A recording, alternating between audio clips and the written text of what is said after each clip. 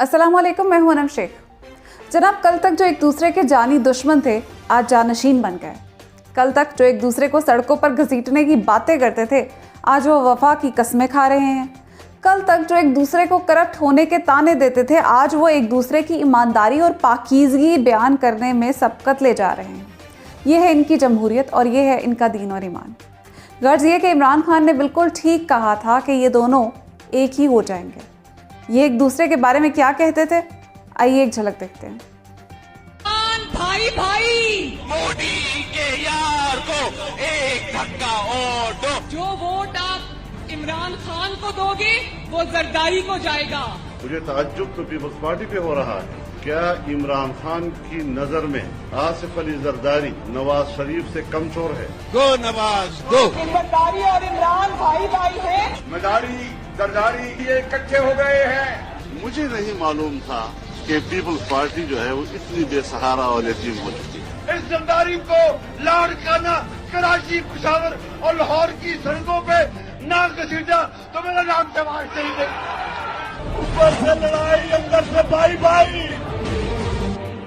अब आगे चलते हैं और मरियम नवाज की तकरीर का पोस्टमार्टम करते हैं। मरियम नवाज ने शुरुआत की मोहतरम जनाब आसिफ जरदारी साहब, मोहतरम जनाब बिलावल भुट्टो साहब से। कल तक इनकी बददियानती के चर्चे करने वाले आज इनको काबिल एहतराम बता रहे हैं। मरियम नवाज ने बिलावल भुट्टो को छोटा भाई कह दिया। अब मरियम को कोई याद करवाए कि आप तो बिलावल को इमरान खान का भाई कहती रही हैं। बिलावल इमरान भाई भाई, आज आपने बिलावल को सियासी मफादात के लिए अपना छोटा भाई कैसे बना लिया? मरियम नवाज की मुनाफकत तो यहीं से खुलकर सामने आ जाती है, लेकिन अगर आपने गुलामी का चश्मा पहना हो तो आपको कुछ दिखाई नहीं देगा। फिर मरियम नवाज ने एक शेर अर्ज किया, जिस शान से कोई मक्तल में गया वो शान सलामत रहती है। ये जान तो आनी जानी है, इस जान की कोई बात नहीं। तो मरियम नवाज साहिबा, गुजारिश ये है कि ये शेर अपने अब्बा हजूर को टेलीफोन करके सुना दें ताकि वो जल्द अज जल्द शान से मक्तल में वापस आ जाए। शायद थोड़ी बहुत शान बच जाए। अगर आप लोगों को अपनी शान इतनी ही प्यारी होती ना तो डरपोकों की तरह भाग ना जाते। आपको उल्टा शेर पढ़ना चाहिए था, जिस जान बचाने कोई लंदन में गया वो जान सलामत रहती है। ये शान तो आनी जानी है, इस शान की कोई बात नहीं। मरियम और बिलावल एक दूसरे की मोहब्बत के ऐसे कसीदे पढ़ रहे थे कि यकीन ही नहीं आ रहा था कि ये कभी एक दूसरे के मुखालिफ रह चुके हैं। यकीन करें, इन बहन भाइयों का प्यार देखकर मेरी तो आंखों में आंसू ही आ गए। फिर मोहतरमा फरमाती हैं कि सियासतदानों से जो गलतियां हुई उनका फ़ायदा जमहूरियत शिकन कुव्वतों ने उठाया और अब हमने सोचा है कि हम इसका अजाला करेंगे। यानी हमने तय कर लिया है कि हम बारियां लगाएंगे, मुकमुका करेंगे, एक दूसरे की करप्शन बेनकाब नहीं करेंगे और अपनी अपनी बारी पर इक़्तिदार के मज़े लूटेंगे। मगर यह आपकी भूल है, क्योंकि इस दफ़ा आपको इक़्तिदार में आने का हम मौका ही नहीं देंगे। आपको आपकी असल जगह पहुंचाएंगे, जो कि सिर्फ और सिर्फ जेल है। बीवी फरमाती हैं कि इमरान खान नालायक है, नाअहल है। 22 साल अवाम ने इसको घास नहीं डाली, तो आपकी इत्तला के लिए अर्ज़ है कि बंदे को आलमी सतह पर चैम्पियन का खिताब हासिल है और आपको आलमी सतह पर पेंट हाउस पायरेट्स का खिताब हासिल है। और रही बात 22 साल की जदोजहद की, तो आप जिसका कॉलेज में दाखिला तक बाप की सिफारिश के बगैर ना हुआ, आप क्या जाने कि मेहनत से तरक्की की मंजिल चढ़ना किसे कहते हैं? आप तो बस नालायक बाप की नालायक औलाद है, या फिर नाअहल बाप की नाअहल औलाद है। फिर बीबी फरमाती हैं कि मुशर्रफ को वापस लाने का नाम भी नहीं ले सकते। तो बीबी, मुशर्रफ को जाने किसने दिया था? मुशर्रफ को आपके वालिद मोहतरम ने जाने दिया था। इतना दम था तो उस वक़्त रोक लेते मुशर्रफ को। कहती हैं कि इमरान खान अकेला खड़ा है और NRO मांग रहा है।